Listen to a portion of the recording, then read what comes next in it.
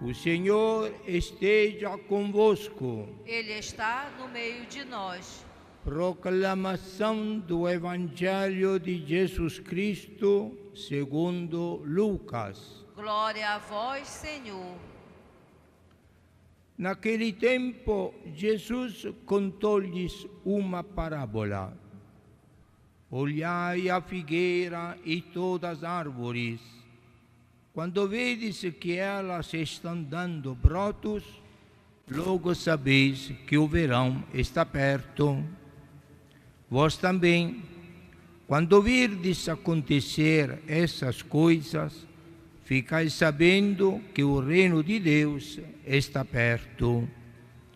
Em verdade eu vos digo, tudo isso vai acontecer antes que passe esta geração. O céu e a terra passarão, mas as minhas palavras não hão de passar. Palavra da salvação. Glória a vós, Senhor.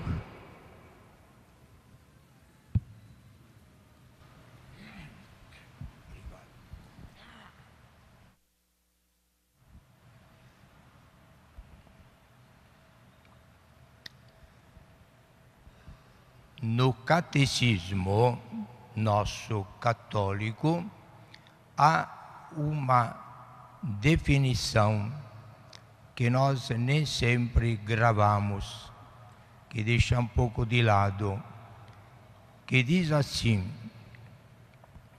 em latim diz assim: medita novissima iesto perfectus. Medita as últimas coisas e serás perfeito. É uma recomendação da sabedoria da Igreja. Daí nós vamos deduzindo que a meditação sobre as últimas coisas não é uma meditação optativa, mas é uma necessidade. Medita as últimas coisas e serás perfeito.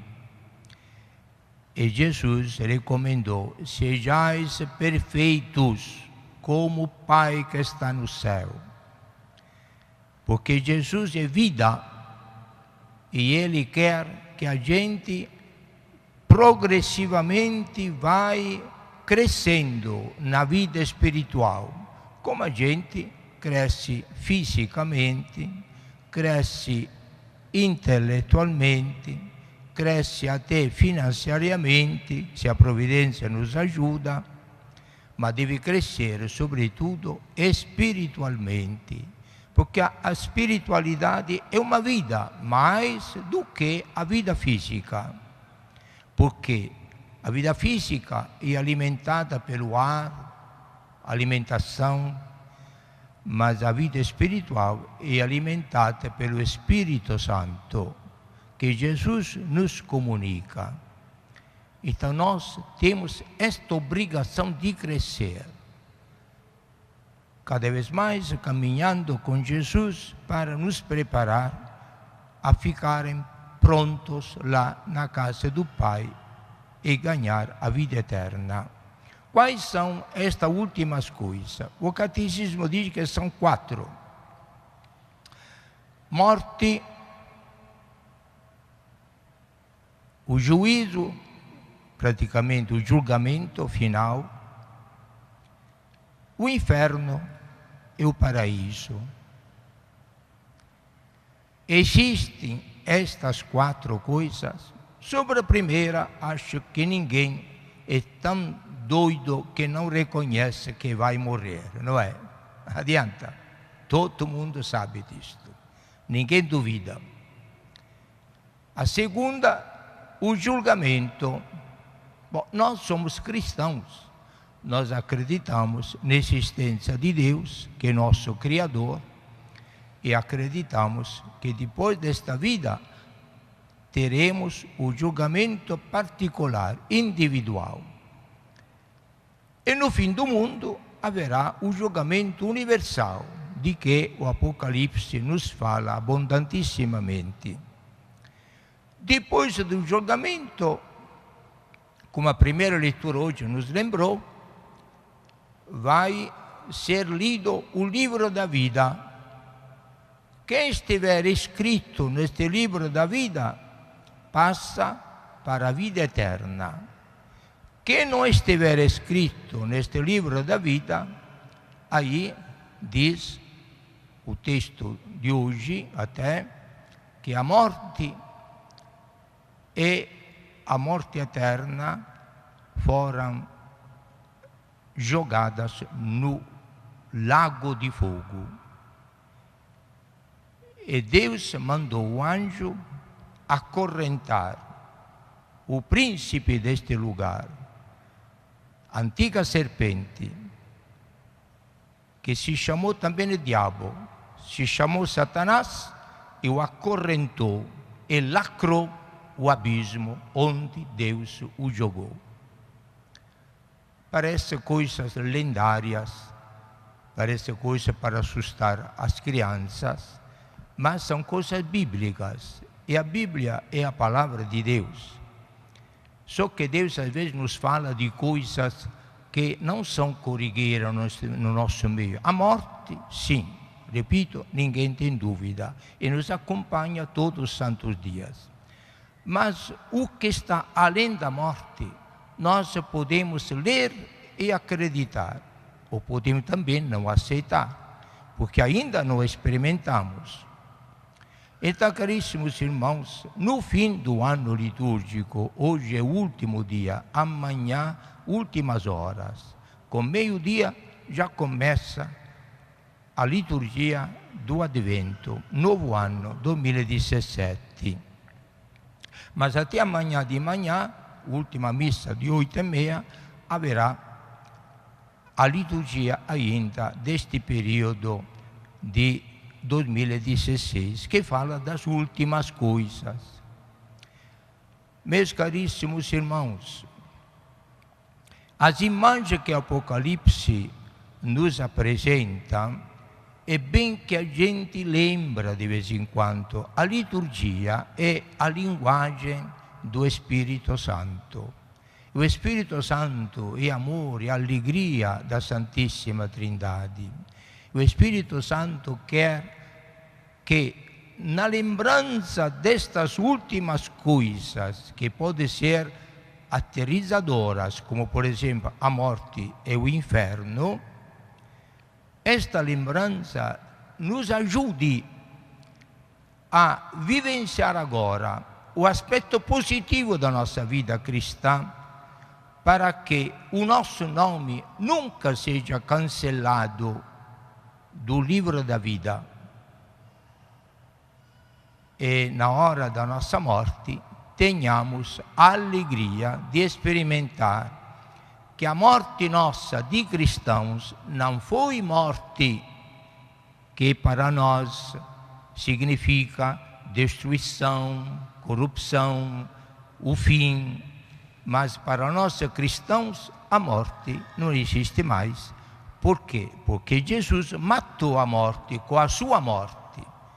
Jesus, que a vida, quis experimentar a morte. Este é um grande mistério que não dá para entender intelectualmente, mas é histórico. Deus, vida, quis morrer na humanidade dele e quis descer no reino dos mortos, que os hebreus chamam Sheol, para libertar desde Adão até os últimos os que estavam crendo na vinda dele e libertá-lo deste abismo que ninguém conhece, ninguém sabe. Mas Jesus quer então que o nosso nome seja escrito no livro da vida. E por isso que a nossa morte é o momento do nascimento. Nós nascemos para a vida eterna. Não é um fim, é o início da verdadeira vida. Quando nós saímos do útero da nossa mãe, começamos esta vida terrena. Nasceu uma criança, mas realisticamente temos de reconhecer também, nasceu esta criança para morrer. Nesta vida física vai para morrer. Quando será, quem sabe, cada um tem o seu Deus, o seu dia. Mas nós que somos cristãos, somos levados para a igreja e recebemos o batismo, que é um verdadeiro nascimento. Nascimento em nome de Deus Pai, de Deus Filho, de Deus Espírito Santo. Recebemos o batismo em nome de Deus, que se torna de Deus, se torna nosso Pai. De Criador se torna nosso Pai querido. E nos acolhe como filhos. E Deus Pai pronuncia, como pronunciou na cabeça de Jesus, quando Jesus, quis ser batizado por João Batista: este é o meu filho amado, querido. Isto Deus repetiu sobre a nossa pessoa no momento do batismo. Nem o pai, nem a mãe, nem padrinho, nem madrinho ouviram esta voz. Mas nós já entramos no campo da fé, que é outra lógica, outra linguagem, outro mundo. O mundo da fé, que é muito mais real do mundo físico. E neste momento nós recebemos então esta declaração oficial de Deus: este é meu filho ou a minha filha amados. E Jesus, segunda pessoa da Santíssima Trindade, que se tornou homem para me doar a santidade da humanidade, a mim que sou homem, ele que Deus, através da humanidade dele, pelo batismo me comunica a vida dele, a graça dele. Limpa completamente os meus pecados, o pecado original ou qualquer outra miséria que tiver o batizando ou a batizanda, e torna esta criatura humana pecadora, a torna santa. Tanto que se um batizado adulto, que foi um pecador, grande pecador na vida, mas se ele é arrependido, se deixa batizar, ele é pagão, se deixa batizar, e logo depois do batismo ele morrer, ele direto vai para o céu, porque é um santo puro, santo luminoso, sem pecado, embora tenha feito milhares de pecados até graves ao longo da vida dele. Este é o grande milagre do batismo que Jesus opera quando nós recebemos este grande e primeiro sacramento da nossa vida. E o Espírito Santo paira, diz a Bíblia, como uma pomba branca, um símbolo para nos indicar que ele paira sobre de nós para tomar posse, como uma nuvem branca, como fez com Nossa Senhora, tomar posse da nossa vida e nos tornar templo de Deus, casa de Deus. Por isso, nós podemos, depois do batismo, receber a Eucaristia, que é o corpo de Jesus ressuscitado. Por isso, o nosso corpo batizado não pode ser sepultado como um corpo de um cachorro qualquer, em qualquer lugar, mas deve ser sepultado no Campo Santo, como nós chamamos. Tem um lugar reservado para os batizados. Quando cheguei da Itália, muitos anos atrás, e que eu não sabia os costumes daqui, no interior, aí do interior, fui visitar o cemitério a primeira vez e vi tem sepulturas grandes de um lado, sepulturas pequenininhas aqui neste lado. Diz, por que esta diferença? Padre, porque aqui os grandes estão sepultados os pecadores. Comecei a entender. E aqui estão sepultados os anjinhos. Belíssima expressão. O caboclo entendeu muito bem, explicando esta situação que diferenciava, mas que para nós é uma grande lição de doutrina cristã. Então nós, caríssimos irmãos, toda esta realidade, nem sempre pensamos nisto. Nós somos tão atarefados nesta correria danada para a sobrevivência humana, que esquecemos as coisas principais, esta coisa novíssima, as últimas coisas, que nós vamos experimentar, porque ninguém vai cair fora disto. Querendo ou não querendo, a morte vai chegar, o julgamento haverá.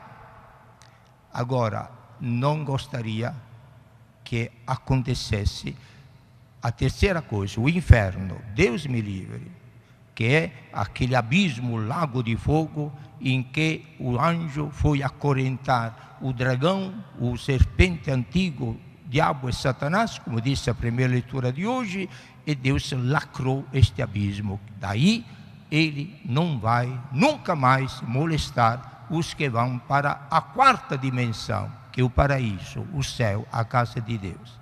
Então, fosse votos, caríssimos irmãos, que neste findar do ano litúrgico 2016, nós tenhamos a oportunidade de refletir sobre estas 4 realidades últimas da nossa existência e concluindo-a, claro, com a quarta, a dimensão do paraíso, do céu, para comunicar a mim e a todos vocês, não a tristeza da morte, do julgamento do inferno, mas a alegria na esperança cristã de a gente, depois desta experiência triste, às vezes, da terra, possamos ser admitidos lá na casa do Pai. E que este Pai possa dizer para nós, na hora de chegar lá na porta do céu, como um Pai saudosista da visita dos filhos, possa dizer: meu filho, minha filha, até que enfim chegou para viver na minha casa e daqui nunca mais sair, sempre no aconchego da felicidade eterna, da minha casa eterna. Bem-vinda para sempre. Amém.